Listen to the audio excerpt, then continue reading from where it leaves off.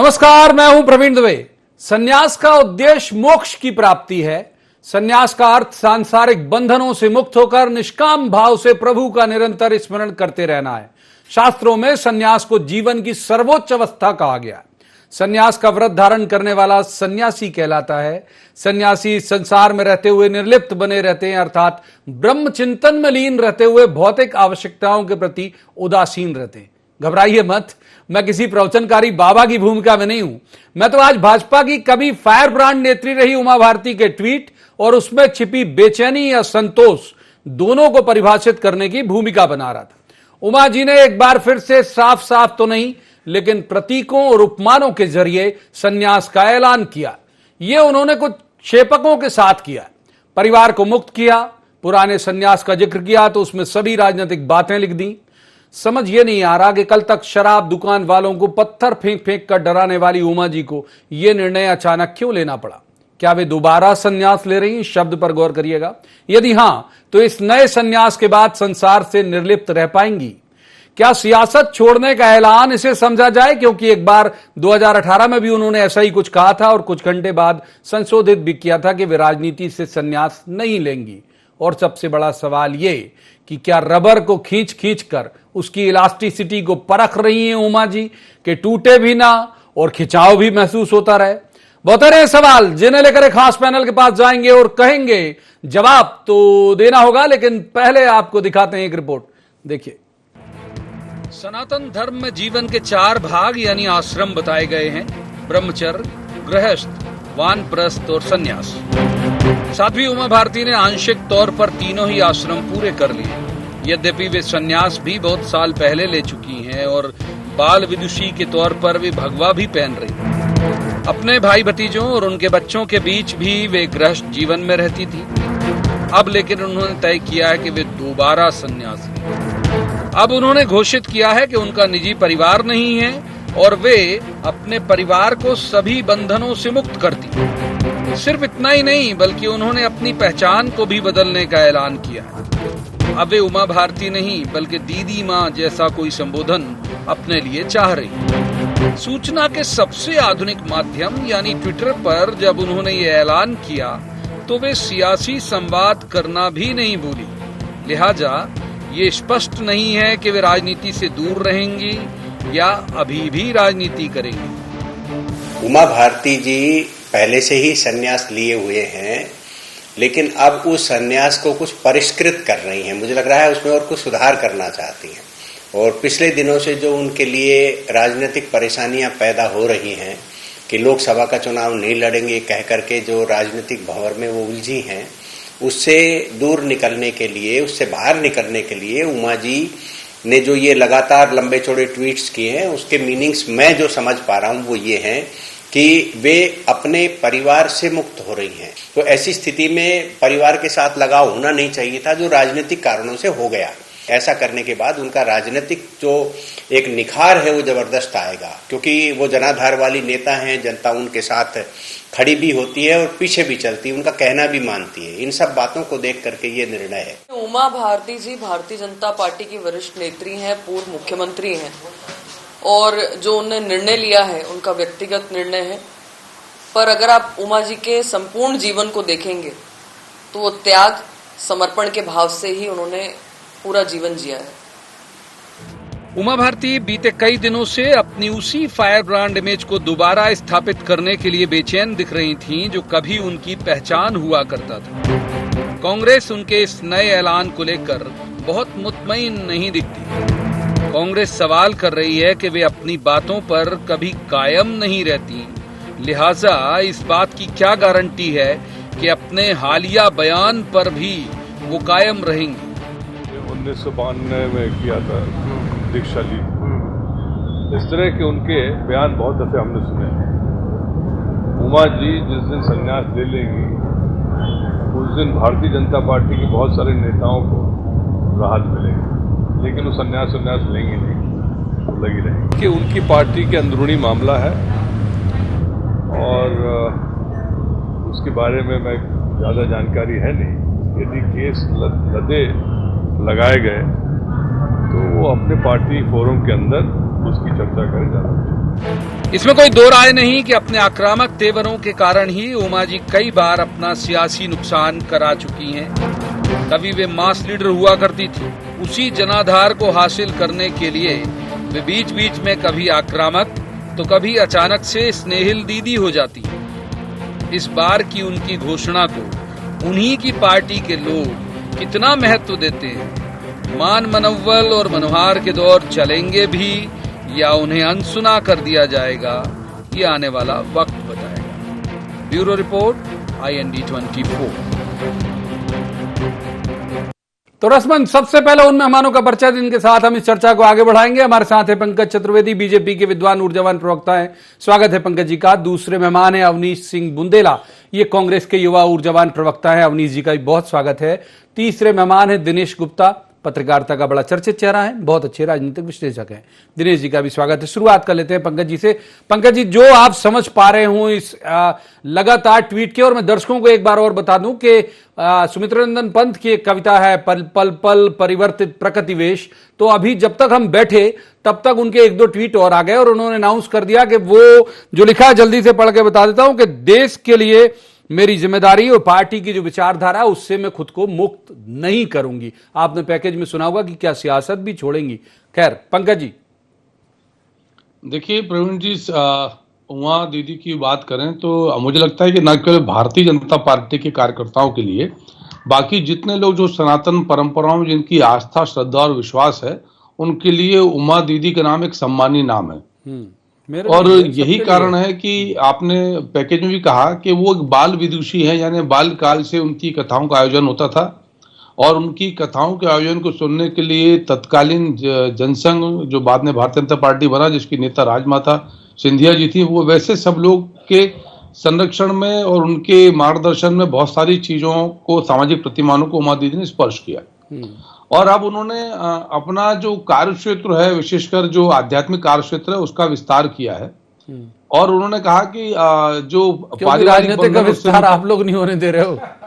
नहीं सर, मैं वही आपसे आग्रह कर रहा था कि उन्होंने अपने आध्यात्मिक कार्य क्षेत्र का विस्तार किया है और उन्होंने स्पष्ट कहा है कि बजाय अब एक परिवार के पूरा जो विश्व है, जो हमारी सनातन परंपरा की भावना है, वसुधैव कुटुंबकम, पूरी धरा हमारा परिवार है, उस परिवार भाव को, वसुधैव कुटुंबकम के भाव को वो जीना चाहती हूँ। ठीक है। और इसीलिए उन्होंने कहा कि मैं किसी की बहन, बेटी, बुआ, भतीजी के बजाय अब मैं सबकी उमा दीदी माँ कहलाएंगे। क्या गलत है? प्रवीण जी, कोई गलत नहीं। हाँ, बोलिए सर। एक इंपॉर्टेंट सर, इस सब में सबसे उल्लेखनीय कि ऐसा उन्होंने किया क्यों?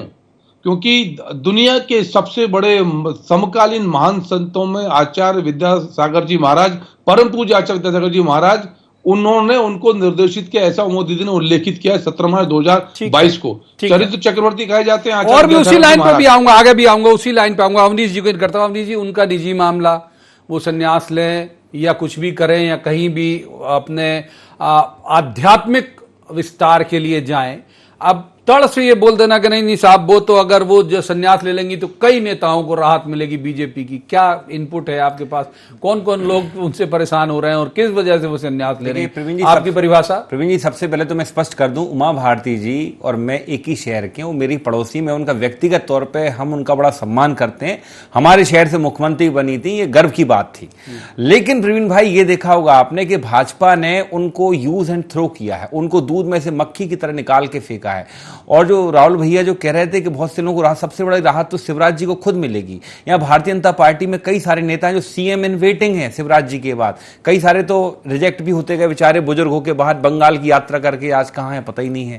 ठीक है, तो प्रिंस भाई मैं स्पष्ट कर दूं कि उमा भारती जी का भारतीय जनता पार्टी ने मिसयूज किया है, लेकिन उनको कभी उनके सम्मान के अनुसार उनको जो कहते हैं जो ओहदा मिलना चाहिए वो नहीं। आप देखिए, उनसे चले जाओ आमंत्रण लेके कि आइए हमारी पार्टी में। प्रवीण जी, मैं आप बड़ी अच्छी बात देखिए, उत्तर प्रदेश गई, उत्तर प्रदेश में भी उन्होंने मेहनत की। एक बार प्रदेश अध्यक्ष की सरकार नहीं बनी, फिर चुनाव लड़ी, लोकसभा लड़ी, उन्होंने कहा गंगा सफाई अभियान का उनको मंत्री भी बनाया।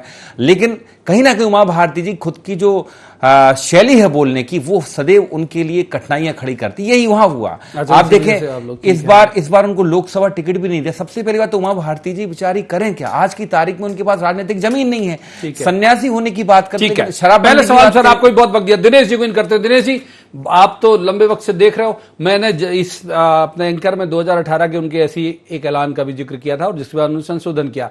अभी भी उनके संशोधन के दनादन ट्वीट फिर से आने शुरू हो गए कि मैं पॉलिटिक्स नहीं छोड़ूंगी, मैं संन्यास नहीं ले रही हूं।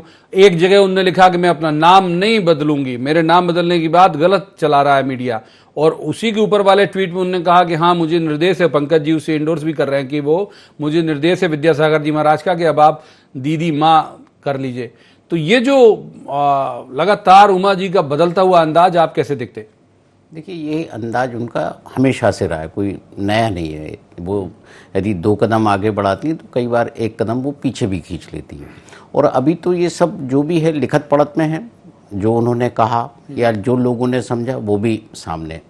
ऐसा ये सही है कि उन्होंने अपने पहले ट्वीट में भी ये नहीं कहा था कि वो राजनीति से संन्यास राजनीति से नहीं लेंगे। हमने भी सवाल इसलिए उठाया कि क्या राजनीति से उन्होंने नहीं कहा। ये निश्चित तौर पे उसमें कोई कंफ्यूजन रहा होगा तो उन्होंने उसको क्लियरिफिकेशन उसका दे दिया, क्योंकि उमा जी राजनीति से कभी अपने आप को अलग नहीं कर सकती। जब उन्होंने संन्यास लिया 92 का जब वो जिक्र करी थी तब भी नहीं किया था और अभी भी वो नहीं करे।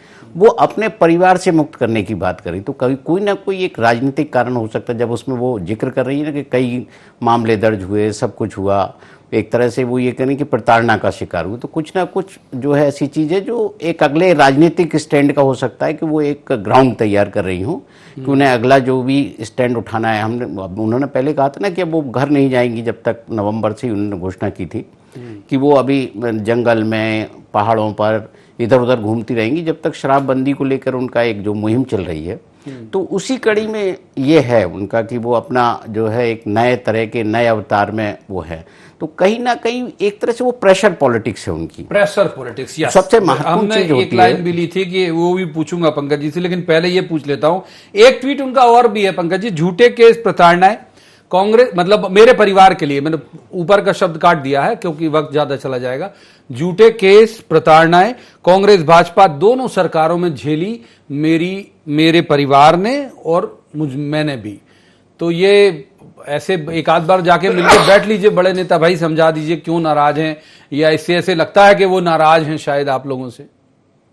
देखिए प्रवीण जी, पहले उमा भारती दीदी के उस अभियान की बात करते हैं जिसको आप लोग उमा भारती जी का अभियान कहते हैं, शराबबंदी की। उमा दीदी बात करती हैं शराबबंदी की, भारतीय जनता पार्टी की सरकार, भारतीय जनता पार्टी का परिवार उमा दीदी जो कहती हैं उसके पूर्णतः पक्ष में है। इसीलिए भोपाल में कार्यक्रम हुआ 2 अक्टूबर को, मुख्यमंत्री जी उसमें उपस्थित थे और उमा दीदी स्वयं उस कार्यक्रम में उपस्थित थी, मुख्यमंत्री जी उपस्थित थे। और मध्य प्रदेश की सरकार ने उमा दीदी से स्पष्ट आग्रह किया कि दीदी हम इस पर सामाजिक जागरूकता, सामाजिक व्यापकता की बातचीत कर रहे हैं।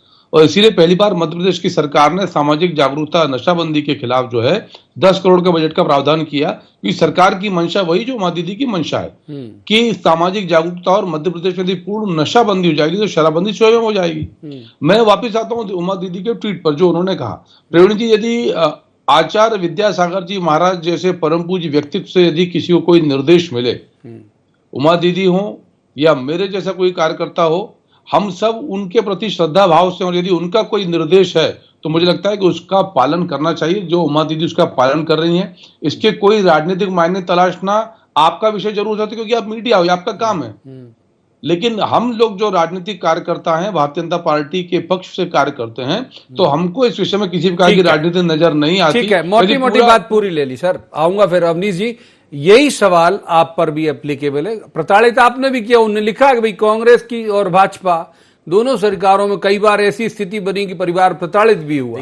किसने और अब आप यहाँ बैठ के और कह रहे हो अरे साहब बहुत कमाल नेत्री हैं, बीजेपी उनका ध्यान नहीं दे रही। मेरी बात खत्म नहीं हुई थी। पहली बात तो मैं स्पष्ट कर दूं, वो अपने आप को सन्यासी मानती होंगी, लेकिन हम उनको कभी सन्यासी नहीं मानते। चाहे वो हो प्रज्ञा ठाकुर हो, चाहे योगी, ये कैसे सन्यासी? आप पूरी सत्ता को उपभोग कर रहे हैं, हेलीकॉप्टर हवाई जहाजों में घूम रहे हैं, एसी में बैठे, आप कैसे सन्यासी हो सकते हैं? सन्यासी का मतलब होता, जिनसे उन्होंने प्रेरणा ली विद्यासागर महाराज से, जिन्होंने उनको निर्देश दिए, जरा उनका जीवन देखें। वो कैसे चलते हैं, कैसा जीवन जीते। तो आप देखिए मैं फिर कहूंगा प्रवीण जी, ये भाजपा की अंदरूनी लड़ाई है, क्योंकि उमा भारती अपनी आज राजनीतिक जमीन तलाश रही हैं। अगर जो सन्यासी होता 92 में सन्यासी, क्या सन्यासी शराब की दुकान पर जाके पत्थर चला देगा, हिंसा कर देगा क्या? मुझे इस बात का बताएं, जवाब दें। और सबसे बड़ी बात प्रवीण जी, कई बातें ऐसी जो मैं आपकी स्क्रीन पर नहीं कह सकता। सन्यासी को क्रोध आता है भाई, कई से क्रोध आता है, बड़ा हुआ कि क्रोध आता है, लेकिन आपने कभी कर देते थे वो जी, कभी आपने सुना कि सन्यासी पत्थर चलाए? और अभी पंकज जी ने बड़ी अच्छी बात बोली कि 10 करोड़ रुपए स्वीकृत की शराबबंदी के लिए। कितनी अच्छी बात है।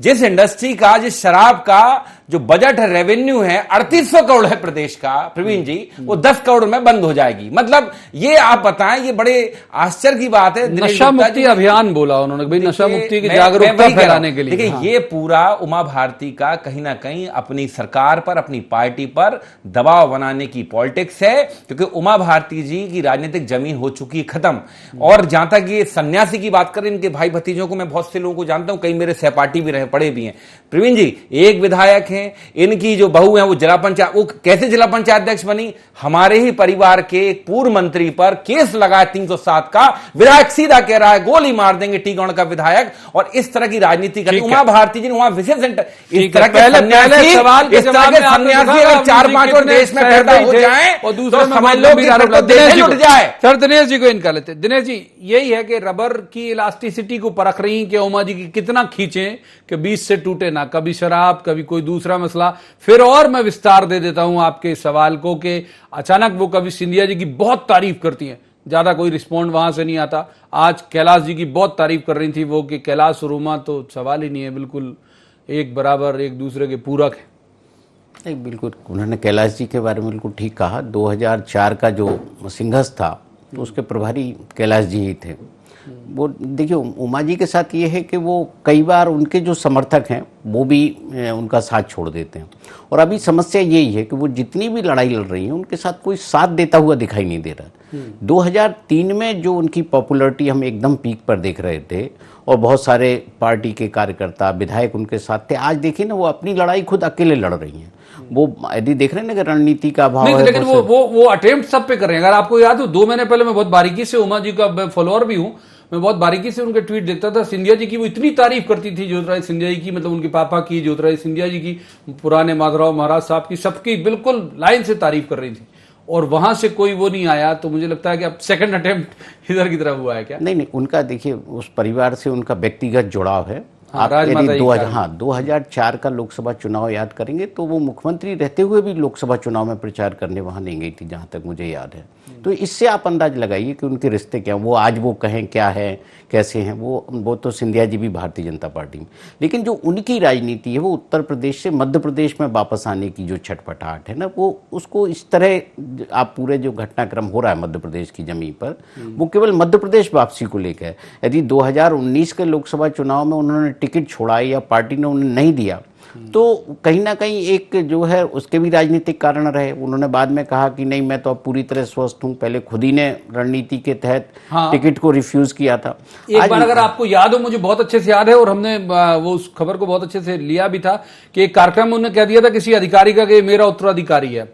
हाँ बिल्कुल, इसी तरह चुनाव नहीं लड़ूंगा, मेरा उत्तराधिकारी है बोले। तो इसी तरह उनका ये अंदाज रहा है। कभी भी जो है पब्लिक फंक्शन में भी कुछ भी कह सकती, मीटिंग में भी कह सकते हैं। लेकिन अभी सबसे महत्वपूर्ण चीज ये है कि जिस शर्त पर उन्हें पार्टी में लिया गया था जब, और उत्तर प्रदेश उन्हें भेजा गया था, आज यदि पार्टी उनका राजनीतिक कोई उपयोग नहीं कर रही है तो यदि करेगी या दबाव में आएगी तो क्या वापस उत्तर प्रदेश भेजेगी? क्या योगी जी उनको स्वीकार करेंगे? अब समस्या ये कि आज उत्तर प्रदेश भी नहीं जा सकते। भेजो ही कहां? हाँ, एक बार पंकज जी का रुख कर लेते। पंकज जी, एक बहुत सियासी सवाल आपसे कर लेता हूं और इसे मुझे मालूम है कि आप दाएं बाएं ही करोगे इसमें, लेकिन फिर भी पूछना मेरा धर्म है तो पूछ लेता हूं। एक तो जिस जाति से वो आती हैं, लोधी समाज से, वो बड़ा वोट बैंक है।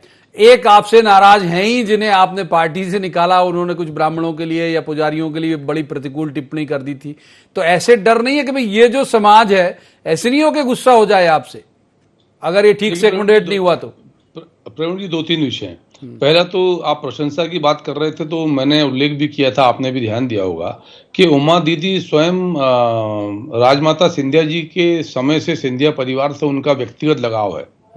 और राजनीतिक दलों के से परे हटकर उन्होंने बहुत स्पष्ट तौर पर स्वीकार किया कि राजमाता सिंधिया जी की वजह से, मेरा सिंधिया परिवार से, स्वर्गीय माधवराव सिंधिया जी से और अब ज्योतिरादित्य सिंधिया जी से और अब उनके पूरे परिवार से उनका व्यक्तिगत लगाव है। तो हमेशा उन्होंने प्रशंसा करी, जब कांग्रेस में थे तब भी और अब भी प्रशंसा करी। एक विषय।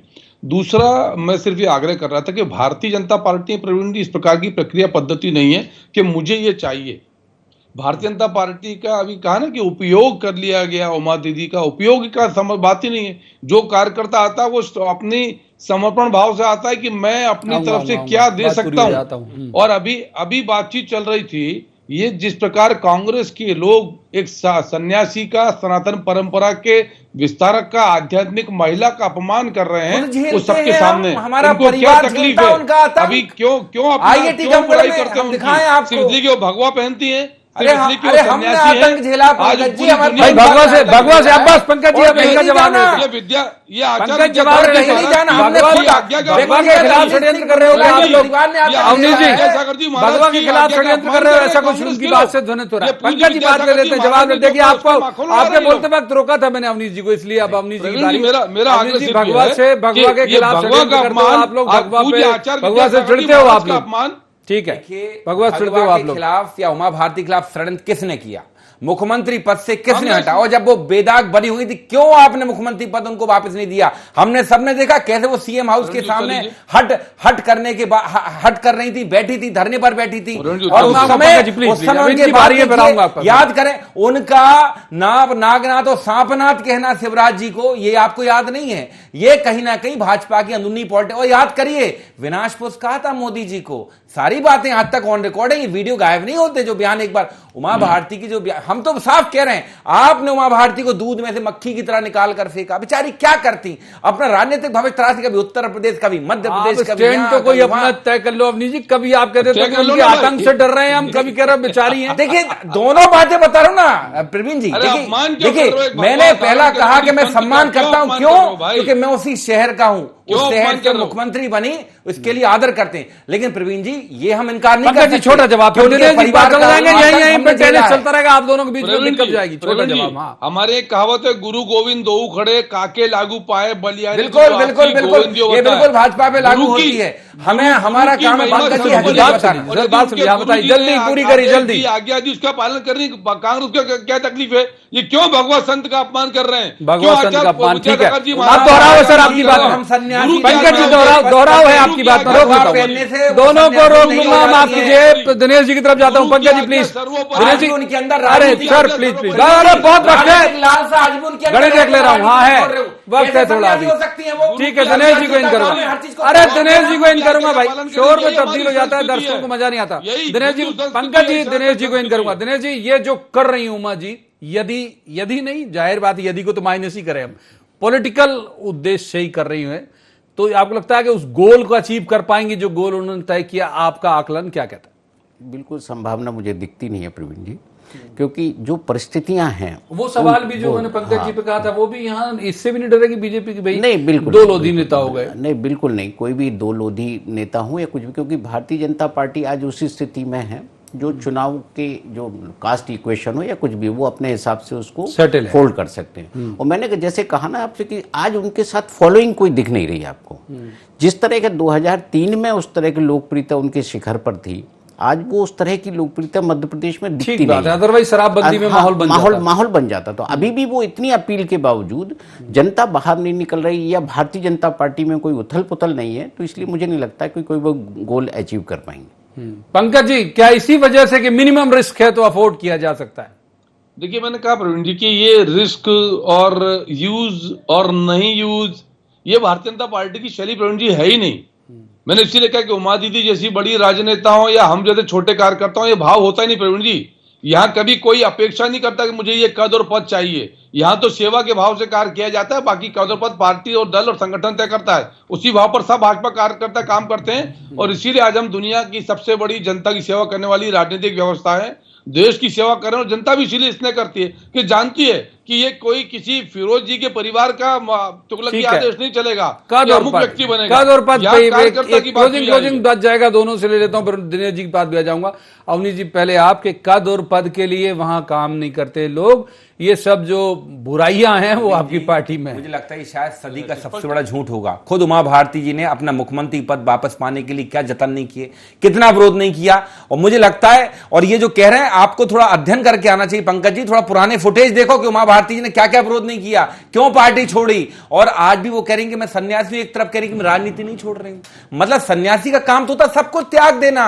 जिन विद्यासागर महाराज जी से आपने शिक्षा ली है, जिनको आप फॉलो कर रहे हैं, उनसे तो सीखो। तुमने तो सब कुछ त्याग दिया दुनिया में, वस्त्र त्याग दिए, खाना त्याग दिया, सारी मोह माया त्याग दी। आप अच्छा, आप अपने भाई भतीजों को विधायक, जिला पंचायत, निकल पड़ी, 3 सरपंच हैं, लेकिन जिनके परिवार में 3 सरपंच हैं और 5 जिला तो वो कहां पर देश सेवा छोड़ोगे? उसके बाद ये कह रहे मैं संन्यास ले रहे हैं, बहुत अच्छी बात नहीं, आप बोल दिया देश सेवा नहीं छोड़ोगे। दिनेश जी को क्लोजिंग रिमार्क, बिल्कुल फिसल गया वक्त हाथ से। दिनेश जी, क्लोजिंग आपका इस पूरे मसले से होगा क्या? नहीं होगा क्या, देखिए भारतीय जनता पार्टी के लिए बहुत जो चुनौतियां हैं वो उस बुंदेलखंड में बढ़ेंगी। जहां वो पिछली बार थोड़ा सा सेफ स्थिति में थी, तो वहां उसके लिए थोड़ा सा एडिशनल एफर्ट करना पड़ेगी, क्योंकि वहां तो उनका थोड़ा फॉलोइंग है ही। ठीक है, मैं आपकी जी वक्त इतनी चर्चा की इजाजत देता। बहुत बहुत शुक्रिया तीनों मेहमानों का। लेकिन जिससे मैंने बात शुरू की थी उसी बात पे ही जाऊंगा कि अब ये रबर खिंचती रहे तब तक तो ठीक है। पंकज जी जो यहां अभी बैठ के बोल भी रहे थे, पार्टी भी ये देख रही होगी कि खिंचती रहे। बीच ज्यादा खींचेंगी अगर उमा जी तो बीच से टूट जाएगी, और अगर बीच से टूट जाएगी तो एक बार उनके साथ टूट भी चुकी है। देखेंगे हम आने वाला दौर कितना दिलचस्प होता है। आज की इस चर्चा में इतना ही। कल किसी खास मसले पर खास पैनल के साथ बैठकर कहेंगे, जवाब तो देना होगा। तब तक आप देखते रहिए IND24।